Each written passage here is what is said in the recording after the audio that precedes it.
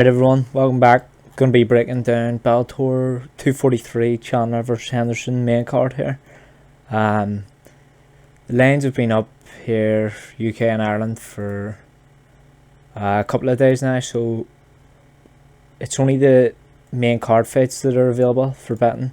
So we'll break down them from a betting perspective, and I'll basically say what I think about them. Last night was Contender series, won about 4 units, clean sweep, 1-0 on pre-fit bets for members, 2-0 on live bet for members, so we've done well there. So there's a lot of action going on in August. We've got 5 Dana White Contender series, 4 UFC, and 1 Bellator, so it's a big month. So if you want to become a member, feel free, give me a message on Discord, or not Discord, Twitter, so we can get you into Discord. And yeah, so first fight in the card, Miles Jury and Georgie Karakian. Miles Jury is 4-9 favourite here. Can see why he's a favourite, so I can. I taped this fight yesterday. He did have that hard run from 2018 to the end of 2019. Chad Mendes, Andre Fili, Benson Henderson. 3 hard fights. And then he came back, rebound win against Brandon Gertz, where he looked like his old self more. He was throwing a wee bit more than he did in the Henderson fight and the Fili fight, which is a better sign. But Miles Jury's just one of these guys where he's a bit too patient, and that is a problem if you're looking to bet him in such low odds, 4-9 right now. He just doesn't tick the boxes because you really need him to be higher output than he is. He doesn't really put his stamp on rounds, which is very annoying because most of his fights go the distance, and he doesn't really put a stamp on them, so he tends to lose decisions sometimes. But to be honest, I don't think he will here. I think he's much more better all-round fighter than Georgie. He has a better stand-up. I think he's coming in with 6-inch reach in this one. Yeah, about 6.5 inches of reach, which is always big. Georgie, yeah, he's 1-2 in his last 3. He had that. He had a loss against Manuel Sanchez, where he got took down, dominated on the ground, 2019. Then he lost like 8-second KO against AJ McKee, which was like a setup fight for AJ McKee, and to get his name out there and stuff. But to be losing in 8 seconds is never good. He bounced back against Paul Redmond, where he looked better, and that was in Bellator Dublin. He sort of pieced him up on the feet, and if I'm not mistaken, I think he drops him and then snatches onto guillotine and finishes him there. But Paul Redmond isn't the best. I mean, to be fighting Paul Redmond and then next fighting Miles Jury, it's a big step up. But Georgie is 35 now at lightweight, which is quite old. He's 5'8". He's not tallest for the weight class. He originally fought at featherweight, just before the Redmond fight. So don't think lightweight's his proper weight class. Maybe he feels better there, whatever. But he's coming up against a big physical disadvantage here against Miles Jury. But I do think Jury wins this one by decision. Even though he has very low output on the feet, I just think he has more all-round game. He can take Georgie down. He can stand up, kickbox with him if he wants. And then outpoint him for a decision victory.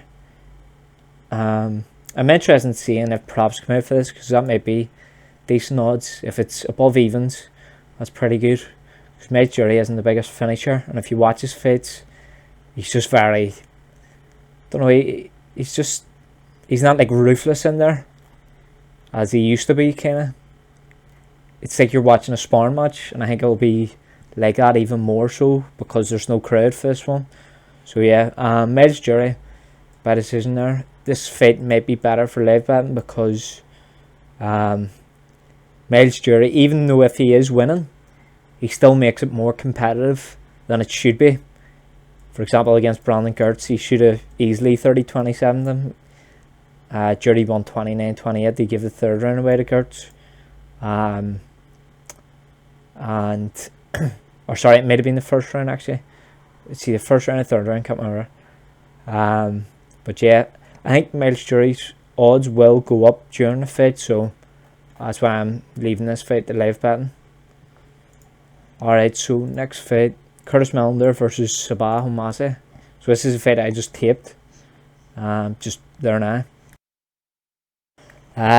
Initially thought going into before tape, initially thought going into this fight that Homasi would be a good bet because history has shown us that Millender, bad takedown defense, not good off the ground.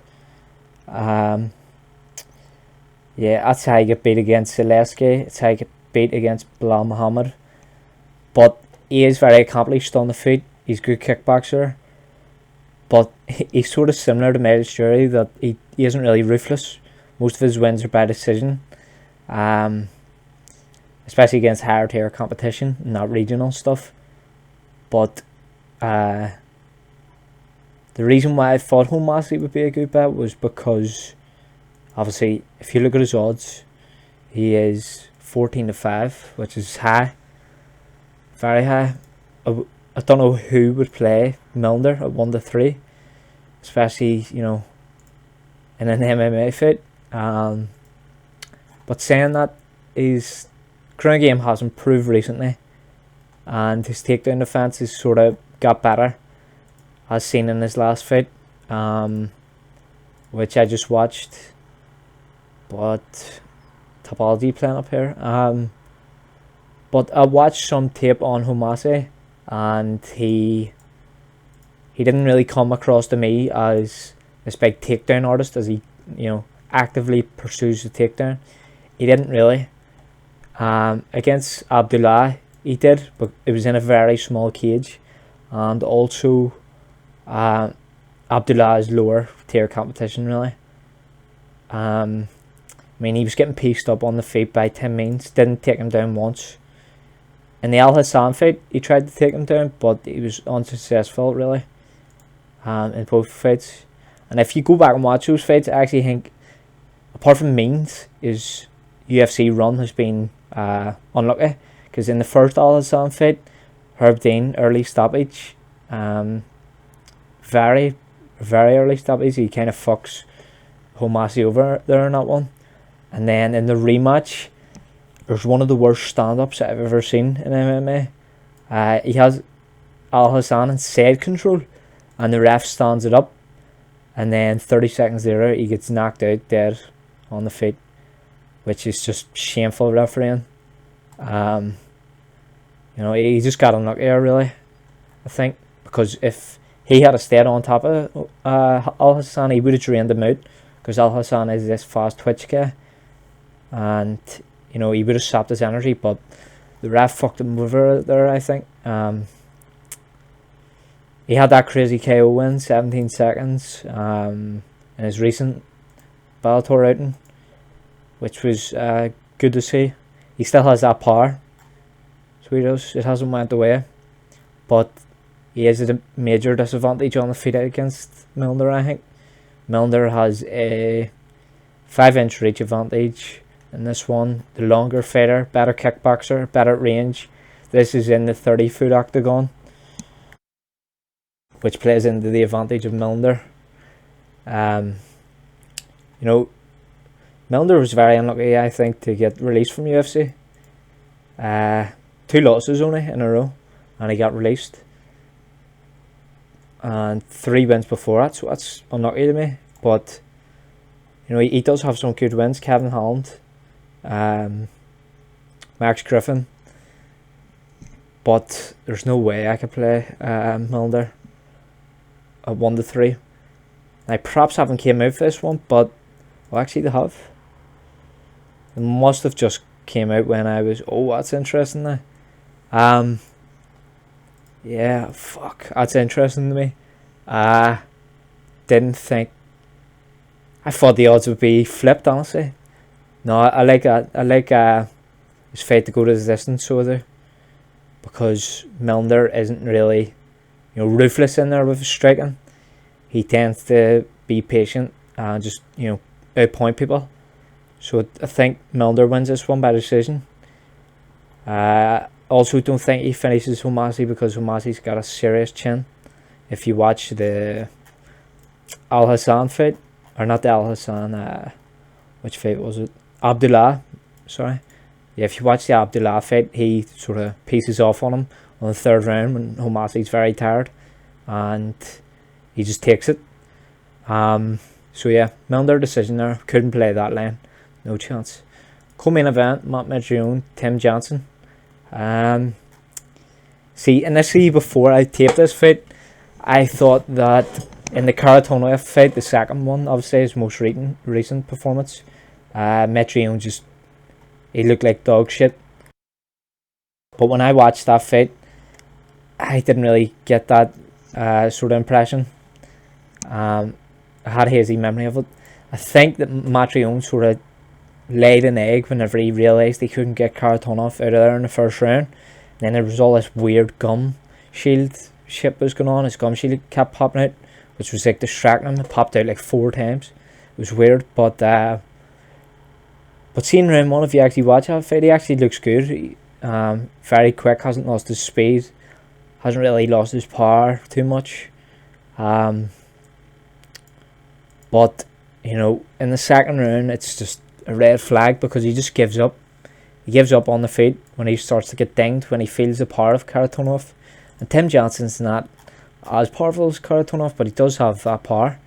As we've seen in the Fortune fight, he knocked him out in the first round. This up-and-coming prospect, Fortune, in February, that was. But honestly, I can see Matt Mitrione looking good the first round, and then just as he did against Karatonov, just dipping off and deteriorating in performance, where maybe Tim Johnson can come into it, because he is this decision guy. Is most of his wins are by decision in the higher level circuit, especially in the UFC. He was a decision machine, as we've seen in the Marcelo Gone fight in his last UFC win. So he has people up against the cage, and dirty boxes, holds him up against the cage with double underhooks.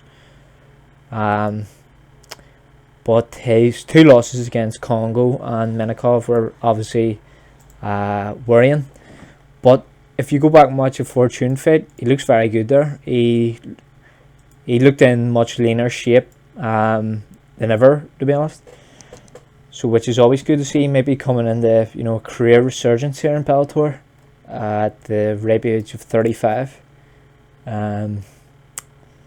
which isn't that old for a heavyweight in MMA, because power is the last thing to go in heavyweights. But honestly, I can see Tim Johnson winning this one, but I think the first round is always dodgy, because Matt Mitrione is very dangerous round one, and Matt Mitrione hasn't really looked that good in his last couple. But yeah, Tim Johnson, underdog pick there. You can't go wrong with that. I'm going to say by decision, but I don't know. So we'll move on to the main event. Michael Chandler versus Benson Henderson. Honestly, I haven't done tape for this fight. If you watch the 2016 fight, should I say, Michael Chandler won that 3-2 in my scorecards. I'm not sure, nothing has changed in Henderson's game since then. And we know statistically, the younger fighter tends to win the rematch above 70% of the time. But yeah, I don't know how this fight goes different, especially because it is 3 rounds now, and Chandler won't be at a cardio disadvantage this one, which I think he was in a 5-round fight. So to be honest, I just can't see this fight being any different. I think the result stays as what it was in 2016. I think Chandler wins by decision. So that's all my picks for the main card Bellator 243. So catch you all again next time.